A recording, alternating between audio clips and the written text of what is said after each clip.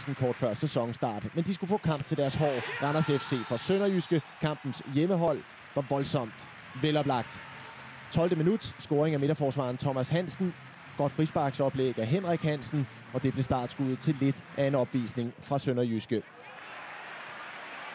Sønderjyske spillede et flot forår. En af de bedste i det var Lasse Vibe. Her er han på togt over for Tambura, den debuterende vensterbak for Randers. Bolden ender hos Henrik Hansen. Oplægger til 1-0-målet. Scorer selv til 2-0.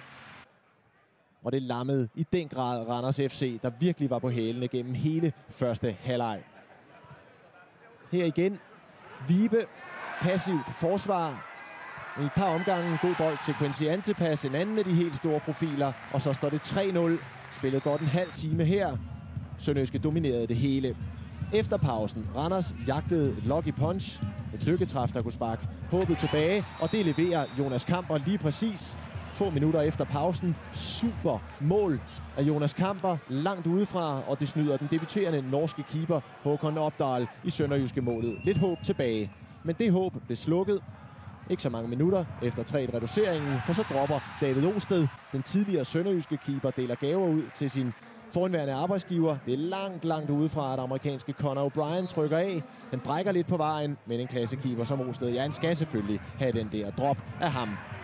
Og en anden dygtig spiller, den her gang Anders Egholm, med stor fejl først op ved banens midte, og så her, hvor han tøver med at sparke væk. Det gør han ikke, og i stedet kan Lasse Vibe score et relativt nemt mål, 5-1.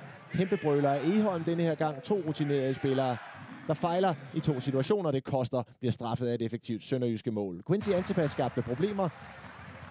Her Tilian Sarne klodset straffespark mod Antipas. Det omsættes sikkert af Jarl André Storbæk. 6-1 sejr. Forrygende flot af Sønderjyske. Og se, de her miner, de illustrerer alt. Bistre miner fra Jakob Nielsen. Mareridtstart for Randers. Det slutter 6-1.